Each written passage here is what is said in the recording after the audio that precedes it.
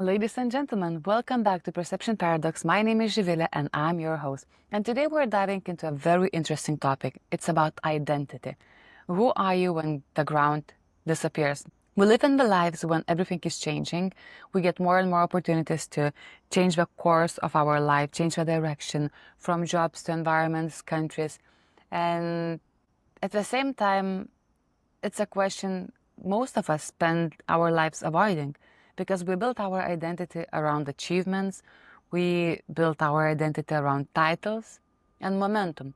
But what happens when all of that falls away? Do we have enough courage to go down from the mountain we climbed and choose another peak? Soo Hoo has lived in that space again and again, with 9 startups under his belt, some reaching IPOs, others ending in collapse.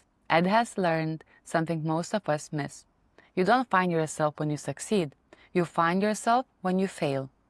He calls himself a free-range chicken, a leader who refuses every cage of expectation. He's been fired, he started over, and in the wreckage of what didn't work, he found something most of us too afraid to look for, the truth. And if you haven't been fired a couple of times, he says, you haven't really lived life yet. And that's just his perspective, earned through many years of experience and wisdom that he gained. And in this conversation, Ed teaches us how honest self-reflection turns breakdowns into clarity, why a single self-chosen adjective can guide your entire life, and how storytelling, when told with vulnerability, builds unbreakable trust. So he asks a question every leader should consider.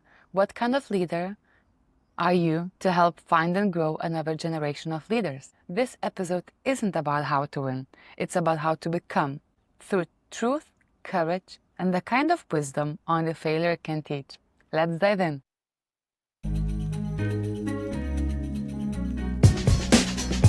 Real people, real stories, and real challenges that break the status quo. I'm your host, Jivila, and welcome to Perception Paradox.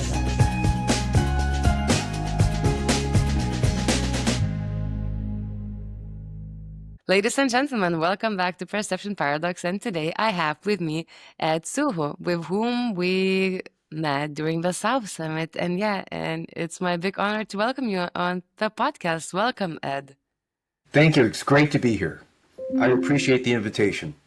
I'm really grateful that you are here today, and I do recall after listening to you on the stage at South Summit, I was like, you talking about the trust, mindset, this all the servant leadership, and you're listening to your conversation. I'm like, wow, I really would like just to sit down with you and have a chat on the podcast. I tried catching you, and after your talk, and then I saw you being uh, followed by people trying to get your time and ask questions. I'm like, admired seeing that, and then I thought to give space, and I thought I'm just gonna reach out to you when the time is ready. So thank you for finding time to show up here. It's Yeah, really my pleasure. The South Summit event was really quite an experience. One, just the venue, number one, but more importantly, the environment overall with the people, the energy, and just the willingness for people to have conversations open and free, without context of certain types of let's say dimensions of let's talk funding or yeah. startup or AI, and it was really free form, and I think that's where great conversations come from. I totally agree with you. I really like that as well. That it's just real people and real conversations, and everyone out there just showing up. Lots of culture as well, which is Yeah. like it was so surprising for me. Ah, yeah, and for me as well. This is the South Summit Madrid was my second Okay. experience. I did the South Summit Brazil in Porto Alegre, and it was just the same kind of energy, but a different country. The vibe was still pretty sort of electric, for lack of a better word. Yeah, it's great to hear that from you as well, because to my understanding, you also been traveling to many conferences and events, right, around the world. Yeah, I was in Austria just last week in Kitzbühel, Wow. and it was an AI event, and it was just filled with people from the usual technology companies, from IBM to Adobe to Salesforce to SAP and a host of others. And it was just an amazing, gathering, and it was a lot. It was a lot of fun. And I did a very similar presentation about leadership, and it was quite the contrast because everybody else was talking about AI, agentic agents, and I'm going like, oh my gosh, can we just get off this train for just 1 hour? Quit riding this technology train. And I had more people, stop me and have conversations, and it was just really quite, I say, rewarding that people actually want to hear more about leadership, a sense of self and purpose. Because without that, technology doesn't mean very much. When did these conversations about leadership and also a sense of purpose come into your life? You know, it's kind of fascinating. The way everything seems to work is almost serendipitous, almost very much unplanned, almost like I call myself an accidentalist, Okay. right? And I just kind of bump into things. But the reason and that the way that happens is sometimes that I make the choice, other times choices are made for me by people who hire and fire and things of that nature. And the thing is, it's how do you react after it's done, right? How do you respond? And so if you haven't been fired a couple of times, then you haven't really lived life yet. You really got to go through those experiences, right? Not, some people go through life thinking everything's going to be wonderful and, magical. And no, there's going to be some phenomenal challenges. And this is where you find yourself. You don't find yourself when you succeed. You find yourself when you fail. Sometimes through your direct efforts, or indirect, or through somebody else's misguided perceptions, right? And it's kind of fun. And I did not do any but real public speaking until maybe 5 years ago. And I was asked to present to 120 chief information officers, CIOs in New York City. And nobody wanted to do that presentation. And so I was given the opportunity, and they gave me a presentation deck of about 45 slides. And all of them were highly technical because we were chatting with CIOs. I looked at it and I go like, I can't do this. And they said, Ed, we paid for this sponsorship. We want you to talk about Lenovo, the company I work for now. I said, I have no credibility when it comes to this. They've heard everything about on these slides. They already know all this. I'm not going to tell them anything new. They said, well, what do you want to do? I said, And I had an inspiration. I don't know where it came from. I said, I think I'll just tell stories. And so they said, what? I go, I think I'll just tell stories. And that's where I found myself. I didn't have a framework. I didn't have an example from anyone, except I found that when I listened to people who shared stories, I actually listened more intently. And so I just shared stories about my past. I was a blue-collar, card-carrying Teamster, right? I used to work for the railroad as a brakeman switchman at Southern Pacific. I was a machinist at Caterpillar Tractor, forklift driver, truck driver, warehouseman, retail clerk, busboy. I swept out Goodyear tire plants. And when I shared that with the audience, I said, given that experience and that background, how is it that I'm in front of the best and the brightest in our industry? What would I ever attribute that to? Great, parents, absolutely. Very lucky. My father raised 6 boys, immigrated from China, did not speak English. And, and then great leaders who saw something in me, who gave me opportunities, which begs the question to this entire room. What kind of leader are you to help find and grow and, deliver the next generation of leaders? And it was really funny. I shared stories about my father, and when I finished, a gentleman came up and he shook my hand and he goes, after you finished, I went outside and I called my father. I'm like, oh my God. And he goes, you helped me remember what our parents did for us. He goes, thank you very much for sharing your story. Here's my card. Call me anytime. And it was really quite a kind of a revelation because I connected with him not because I was a technologist. I connected with him because I was a humanist. And I think that really made a huge difference. I was shaking hands with a bunch of people after my chat, and this a gaggle, a group of CIOs, and this one woman comes straight up, right, and sharp elbows. This is in New York, and she goes, "Love your presentation. I'm in New York. Please come present to my head of strategy, head of marketing." And I'm like, I said, "Gee, I'd love to." I said, "Who are you?" And she goes, "I'm the global CIO of Cadillac, a big auto manufacturer." And everybody goes, "Ooh!" And I said, "I'd love to come to New York." And I said, "Can I ask you a question?" She goes, "Sure." I said, "You were the brand of my parents. What happened to you?" She goes, "Ow."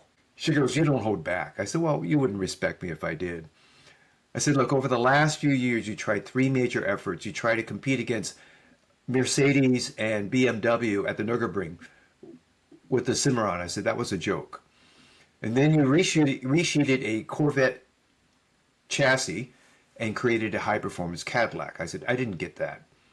I said, "Now you're going after millennials."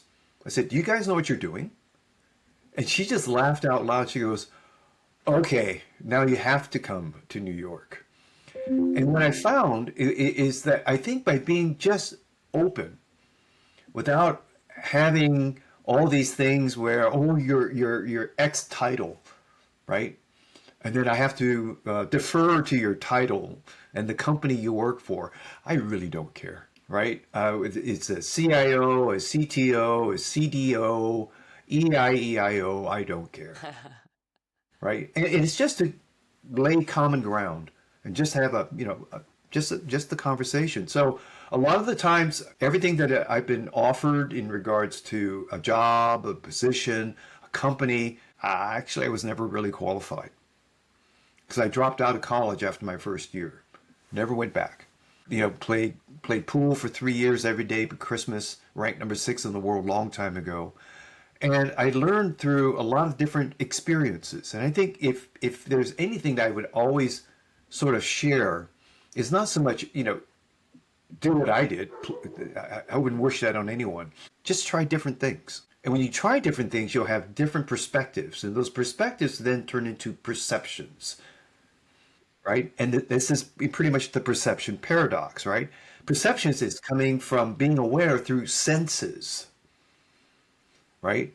What are you sensing? What are you feeling? It's not just what you're seeing, what you're hearing.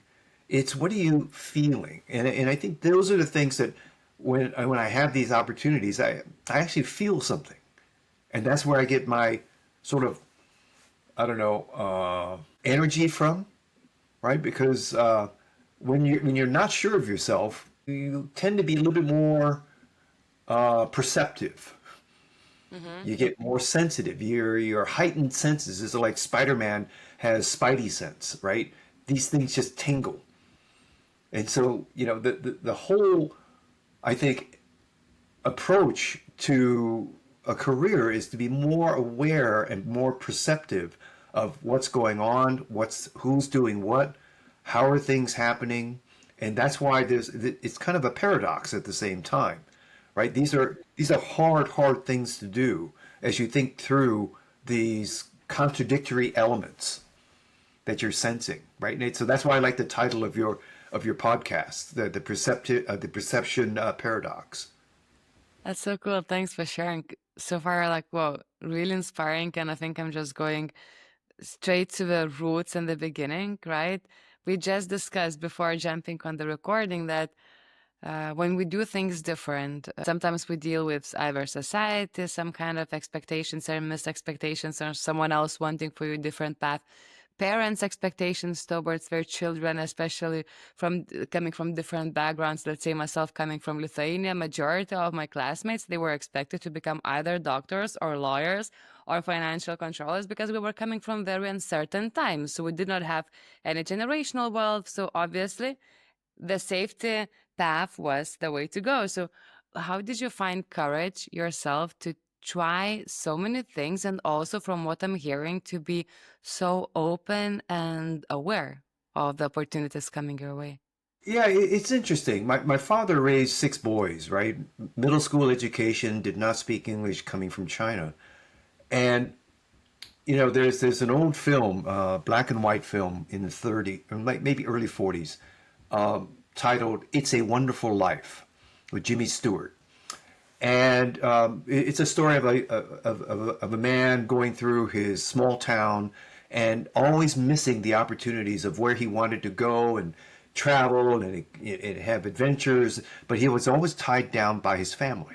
And his father ran a savings and loans business, but small bank, competing against a big bank led by one of the antagonists, Mr. Potter.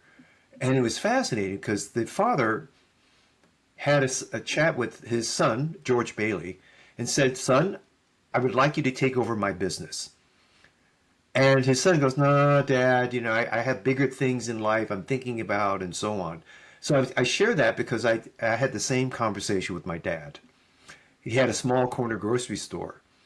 And he asked the number one son, and number one said no. I'm number two. And yet my father said, "Would you want to take over the family business?" I said, "No, Dad.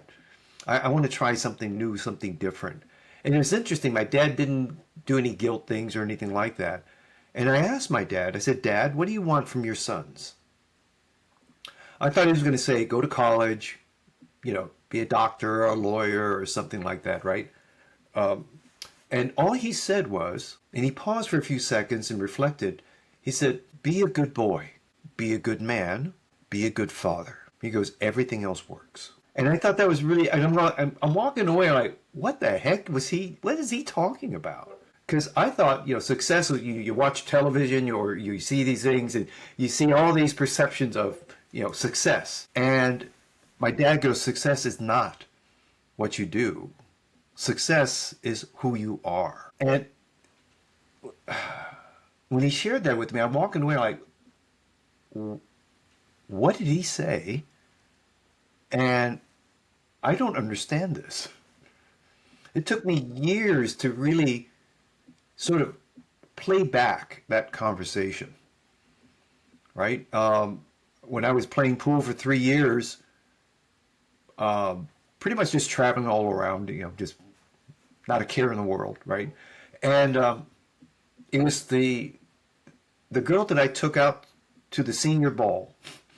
She was a friend of mine, and she called me up. She goes, "You can't do this for the rest of your life. Get a job." And she goes, "My uncle works at a warehouse, and he can get you a job." So I showed up at this warehouse, and I'm wearing a shirt and tie, which is really, really not in good shape. And I got the job because of her uncle. But the job was putting magazines in a cart. This is a distribution business, right? So all the magazines and books you see that go in retail stores that you see on the shelves, this company put all of them in the cart. There were 40 carts twice a week, so 80 carts. Each cart was 1 ton, 2,000 pounds. I had to pack all 80 carts every week. That was my job, right? And it was really hard work, did not expect it. And so I'm like, is this the rest of my life? So when we're putting the products in the cart, they put a strap, a little wire strap to hold all the magazines together. And every so often, the machine would jam. Being a union shop, no one touched the machine because they don't get paid for fixing the machine. So there are 20 people just standing there now. So when the machine jams, they call the general manager. He's the only one that knows how to fix the machine. So he came out 3 times to unjam the machine, and I'm standing there watching him. I'm going like, oh, okay, that's how he does it, right? And he fixes it and he goes away. The fourth time it jammed, I waited for the phone call because I knew it would take him 5 minutes to come out. I timed him. And when they hung up the phone, I jumped on the machine and I unjammed it. He came out, he goes, "Why didn't you call me? It's not jammed. What happened?" And all the warehouse people, all the union warehouse members pointed at me. They said, "He fixed it." And he looked at me, he goes, "You're full-time now." But over the course of a few months, I became a forklift driver, a truck driver, and I ended up becoming a manager trainee, right? And it's just how life works. When you put yourself out there, do things that are not expected of you, no one asks you to do it, and you do what my father said, be good, just be good. Things happen. They don't happen right away. They're not direct when you do things. Because sometimes we think quid pro quo. I do this, I get that. I don't think the world works that way. All right? But in this whole world, we're sensitive, vulnerable, we're afraid to show our vulnerabilities. And then how did you learn how to deal with failure? Because that's also the reason why we don't try as human beings so many things, because we kind of still had this mindset that failing maybe is not good. We have to be really perfect in the things we learn. There's languages we learn, for example, we have to be fluent and perfect, and all this. Yeah, it's kind of fascinating. I think when we start to, we make efforts and then we fail, right? We use the failure to add more weight. And we sort of like, I don't want to go through that again, right? So because we don't want more weight. What I find is that the more you try, the more the weight comes off. And this is hard because it's really, it's sort of like, the antithesis of doing something, right? And I found through failing, which I have a lot, you learn how to. I think Lao Tzu, a philosopher, said to attain wisdom, or to attain knowledge, you collect things every day. To attain wisdom, you remove things every day. So what we need to do is remove some of these things that hold us back, and just let it float away. Don't throw it away. Just let it lie. Walk away from it. And what I find sort of empowering from all of that is that I don't let it weigh me down. Because when we keep looking back at it, we're like, oh, I should have done this. Maybe I should have done that. It's done. It's over. Move on. And for a while there, when I was laid off or fired, you lament. You're like, wow, it was a bad boss, or it was this, or it was that. At the end of the day, I always share with people, I said, you got 7 hours to lament. Put it in a box. Walk away from it. You have to move on. And this is the hardest part because we hang on to things. Because it makes us feel better to a degree because we have somebody else to blame. We have something else to blame. It's done. It's over, right? And I think that's really important for people just to put it in a box, walk away from it. And I found in many, many of my experiences, I think that's where I learned how to continue to push myself, to accept new challenges, and to not be sort of like, if I take this job, I'm going backwards. If I do this, it's sort of like we always think we have to move forward. Mm-hmm. But if you watch crabs, they move forward by going sideways, right? And it's funny how we keep thinking, like when I was a truck driver, I went up to the general manager, his name is George, and I said, George, I feel like I'm cheating you. He goes, what are you talking about? I said, George, I'm only working 3 hours a day. He goes, you're a Teamster, Ed. You're a truck driver. You've earned your way. You're set for life, right? And I'm like, yeah, but I feel like I'm cheating you. And he goes, what are you talking about? I said, George, all I ever see you do in the facility is run around from one thing to another doing mundane tasks. He goes, well, yeah, because I have to do it. And I said, you know what, if you want to really grow your company, you need somebody to take those mundane tasks off of you. He goes, what do you mean? I said, I think you should get a manager trainee to basically take on the mundane tasks so you can grow your company. He goes, huh, what a great idea. And I said, well, while you're thinking about it, I'd like to be considered. And he just laughed. He goes, Ed, what's your background? I said, George, you know my background. Dropped out of college, didn't really have any skills, but when you gave me opportunities, I exceeded every one of them. I said, I can learn fast. I'm a fast study. And he looked kind of skeptical, and he goes, well, Ed, I said, look, bring anybody you want in for the job, for competition, and I'll beat him. And he goes, you're on.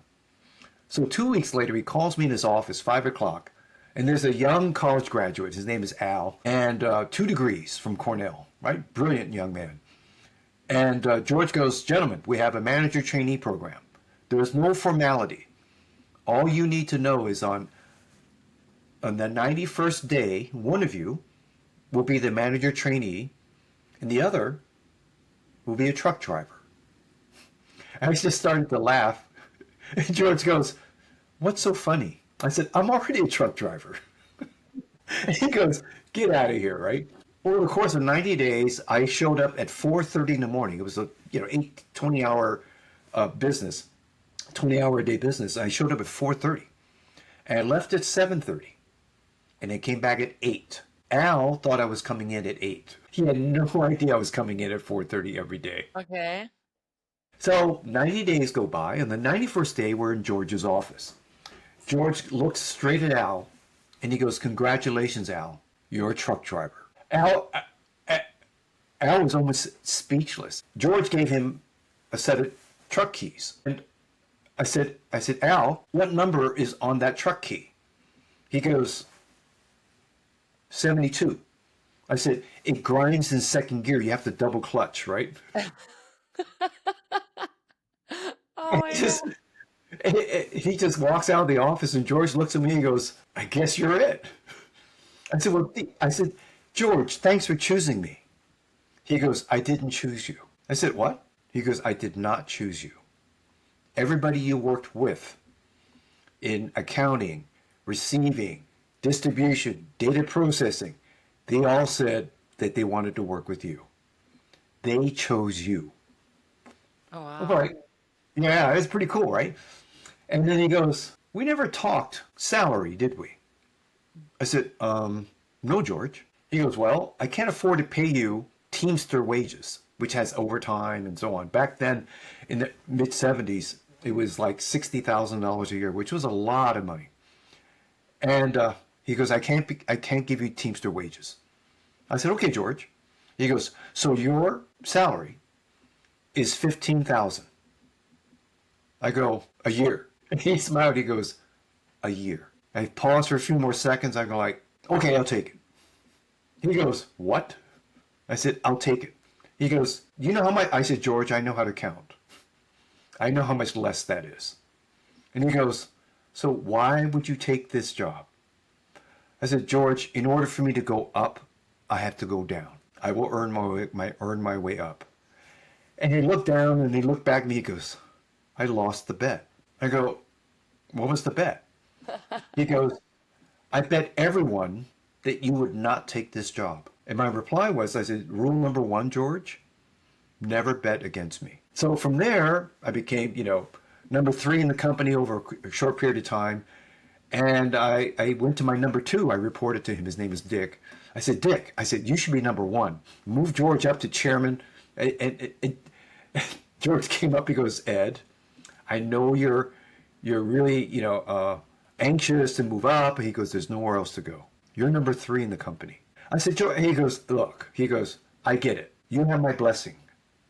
Go find another job. You have a job here for however long you want. He goes, but go find something else that you want.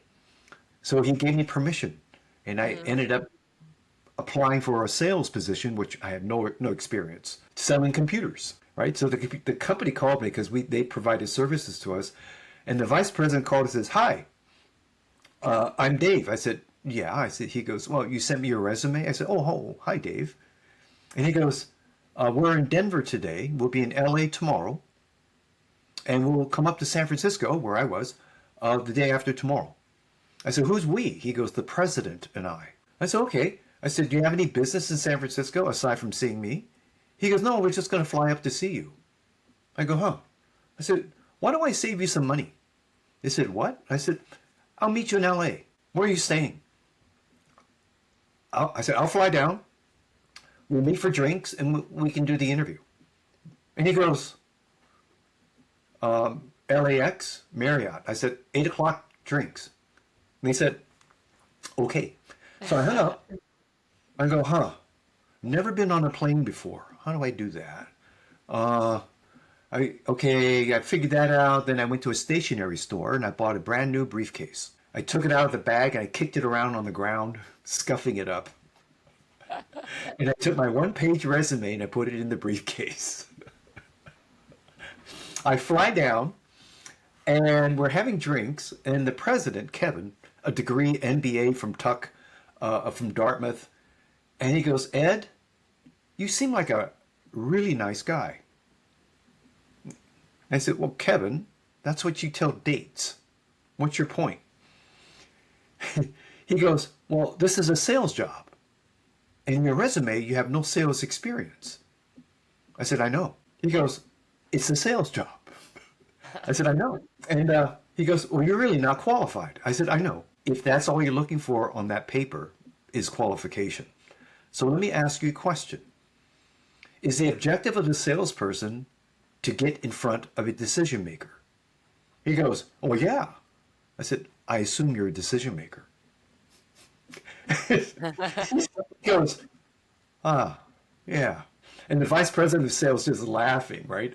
And then Kevin goes, okay, you got me there.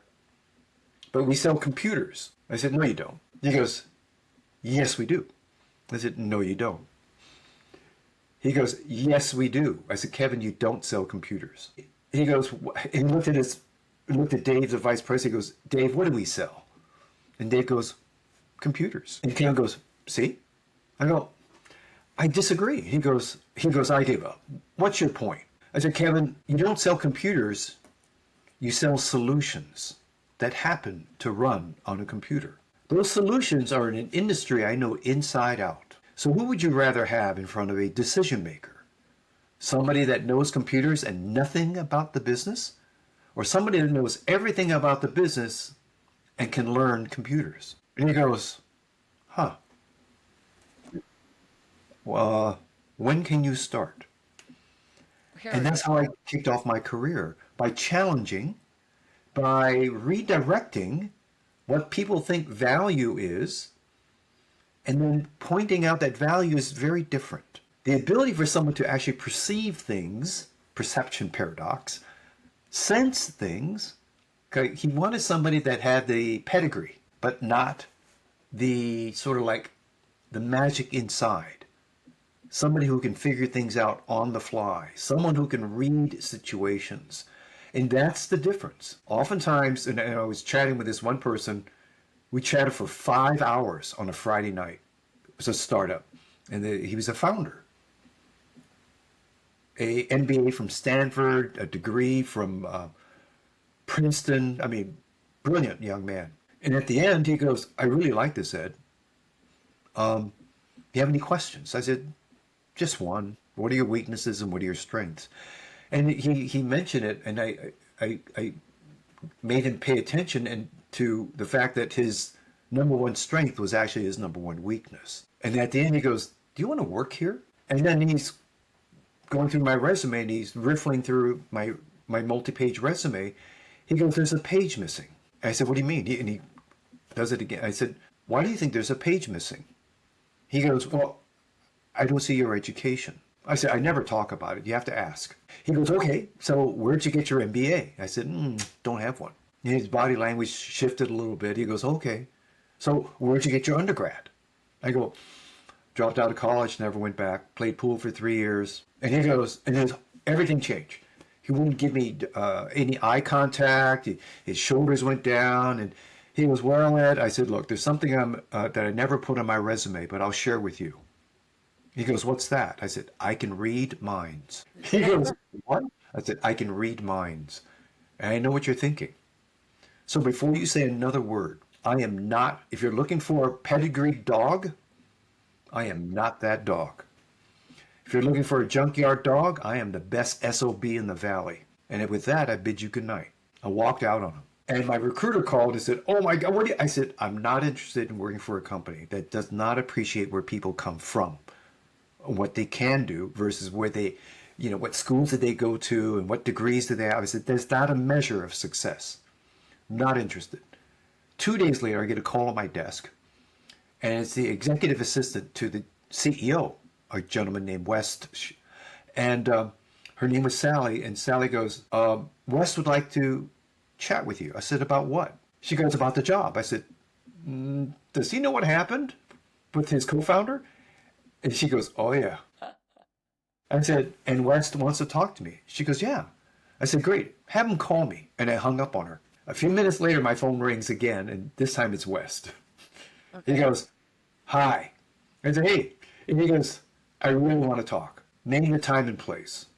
I said, "Your office, Friday, 6 o'clock." So I go 5 minutes prior, and it's the big, it's a startup and big atrium in the middle, glass walls everywhere. And he sits down in his office, and he sits on his throne, and I sit on the couch. He goes, "Well, I guess we should get." I said, "West," I said, "I'd like to ask, before we get started, I'd like to ask you 3 questions." He goes, "Fire away." I said, "What day is today?" He goes, "What?" I said, "What day is today?" He goes, "Friday." I said, "What time is it?" And I was a little irritated. He goes, "It's 6 o'clock." I said, "You're a startup, right?" He goes, "You know that. What are you getting at?" I stood up and looked out into the empty atrium. I said, "Where the hell is everybody?" And he goes, "Can you help me change that?" I said, "Now we can talk." But again, it's shifting the conversation, because when you go into someone who has the power, perceived power, they're going to push you. They're going to box you. They're going to limit you. And then you have to dance their tune, change the tune, Oh, when change the you're, rhythm, right? yeah. And this is when I started to find I wouldn't say the limits of who I am, but more of the edges of who I am. And I keep pushing the edges out. Sometimes we put our box. "Hi, I'm Ed, I'm this, I'm that." I just take an edge and I push it out just a little bit more, and a more, and a little bit more, a little more, a little more, right? And these are the sort of, like, I wouldn't call them secrets, but these are the techniques that I use, where I stretch the conversation. I stretch the limits of what they thought the conversation was going to be. And when you do, you get sort of like information they never expected to share, because they stay within their box because they're very comfortable in that box. They're really good. Take them out of the box and stretch the edge. Just take one edge, just like, a cursor, the mouse, and just pull the edge out and see what they do. See how they react. Their smile, their eyes, their nose, little signals, right? And these little signals are the ones that are letting you know, keep going, keep pushing, keep stretching. And I think this is where leaders really come from. It's not so much because they're born a leader. They become leaders by stretching themselves, by allowing their ability to not always succeed, but to always try. And when you do, you find new dimensions, you find new fidelity, you find new colors, you smell new things, right? And now your box is bigger, right? And that box is meant to be shared with others, right? Again, to obtain knowledge, you collect things, right? But wisdom, you have to remove them, which means you have to share them with others. You have to give away what you know. You'd be surprised what happens when you do that, because people don't expect it. Yeah. Wow. But tell me, Ed, when you're sharing your story, it sounds so simple. I just flew there, I stretched a bit some angles of the conversation, but doing that in the conversation and being very present and proactive and reading the other person or people in the room, it's a big, not, I wouldn't call it talent. I would say it's a knowledge and work and a lot of awareness. How did you gain your awareness? How did you find it are there some kind of tools, techniques that got into your life, or how did that happen? You know, there's a very simple tool that everyone has, and it's called a mirror. Just look in the mirror and be very frank with yourself. At the same time, be very accepting of yourself. You know, a friend of mine, she's a CEO, and she was lamenting to her coach, her mentor. I'm not here in my career, etc. Her mentor was the second in command to Mother Teresa, right? Sister Camilla, I believe. And she was talking to the sister, I'm not here, I thought I'd be here by now, blah, blah, blah. And the sister said, when was the last time you looked in the mirror and smiled at yourself? The mirror is actually the most amazing truth teller, because you have to tell the truth to yourself, not to others. And then when you can smile back at yourself, because when I look in the mirror, I see age spots, crow's feet, whatever, right? We find things to critique. We find things that we need to improve. Just smile. You are who you are. And as you look at yourself, this is how other people see you too. So if you're lamenting to yourself in the mirror, guess what people see, right? And it's kind of a eye-opening sort of realization that we all have that power inside ourselves.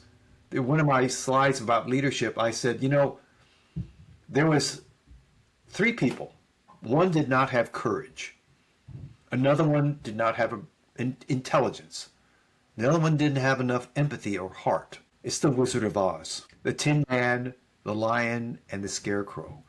And it took a leader who didn't even know she was a leader. She came from Kansas. It was Dorothy. Dorothy helped every one of them find out who they truly were, because they already had that, but they never realized the mirror in themselves. And it's kind of fascinating. The Wizard of Oz actually is a story of leadership, right? Because everyone thinks leadership comes from rank or title, like the Wizard of Oz and all these things. They are not. Not at all, right? Everyone has that inside of them. And Dorothy, helped every one of them realize who they really were, and that they already had it. They just never realized it. And I think everyone that may be listening to this podcast, you're all leaders. You just haven't given yourself permission. You have to give yourself permission to learn new things, to even fail, because from that failure will become new scar tissue, new muscles, new insights, and new perspectives that you can take on yourself, but more importantly, share with others. So that's kind of how I kind of, sort of wax poetic about these things now, because I counted my white collar career phase, 2 stints at Oracle, HP, Unisys. I ran a data center that used to be United Airlines, 9 startups under my belt. And I found that I went through my old flat file folder drawer, counting up how many unique business cards I had of all the different titles and companies. And today, still counting, I have 38 business cards. Wow, that's wild. Right? 1, a lot of jobs. 2, can't hold them. But 3, amazing insights and experience that I pull from every one of them. And this is the magic carpet bag that I carry, right? And whenever I run into a situation, I reach into my bag of all my experiences, and I share, I give, I relate. And when that happens, it's quite amazing, because people are not expecting that, right? We walk in a room where we have these different types of mindsets, and these mindsets of what controlling the situation, not looking to look like you're not prepared, all that. And I think you just have to let it go, right? And then it's like Frozen, the song, right? Just let it go, relax, right? People are people, and people who take advantage of it, now you know. It's better to know it. I call it blink first. When you're in a situation, blink first. Give up something of value. Bring a gift. Watch how they react. If they're a taker, you know. If they're a receiver and they're willing to give back, you also know. So it's better to find out who is that other person, right? But you have to be the better person up front and first. We sometimes protect ourselves, right? And fear of being hurt, right? Taken advantage of, things of that nature. But you know, the more you do that, the more power you get. The more you're able to see things a little bit differently. And I think that's the, I wouldn't call it a secret, but that's how I look at, you know, how do I share things that I do today, right? I have no expectations of return, none whatsoever. Unfortunately, we're getting closer to the end, and it feels like we're just starting and we'll Already? Oh my continue. gosh. Yeah, the time flies. Perhaps we will need to think about maybe part two, but to be respectful about the time we have, I always have a tradition in the podcast to leave the listeners with a thought to ponder after they listen to the episode. And we've just covered with you also how to be your own light, to have this whole inner confidence to actually show up every day in life through a mirror. What would be your thought for the audience to ponder through so they could get closer to their own light in case they're Yeah. in search for that? So it, so as we start thinking about, we have all these milestones in our lives at, you know, 20 years old, 30 years old, 40, 50, 60, etc. And each milestone is filled with all sorts of experiences. And those experiences help us define the adjective that we've learned during our 20s, 30s, 40s, and 50s. So in the 20s, maybe my adjective is fearless. In the 30s, it's one of thirsting for knowledge. 40s, I don't know. So it'd be interesting to ask your audience, if they have time, is to watch one 90-minute documentary titled In and of Itself. In and of Itself. It's a one-man play performed over 500 times off Broadway, New York. And he tries to answer the universal question we all have from the day we're born. Who am I? And there's an exercise where he asks you to define yourself with an adjective. My ask of the audience is watch this and find your adjective. Are you a dancer, a dreamer, a leader, an optimist? What is your adjective? And the adjectives change as you run through your course of life. And I recommended to one of my teammates, and he said, Ed, I have 4 adjectives in the course of my life to date. And here are the stories behind those adjectives. I would love your audience to watch this, find their adjective, and craft the story of why. Soo Hoo, I couldn't imagine a better way to finish our episode today. I will leave the links in the episode show notes. And thank you so much for being here today at Perception Paradox, for sharing your story and learnings and wisdom. Truly appreciate that. And I'm pretty sure our audience is also happy. And I'm excited to watch the movie myself as well. Outstanding. Send me a note later about your adjective, and I'm happy to chat about it. Absolutely, I'll do it. Thank you, everyone who Okay. tuned in today, and see you next week.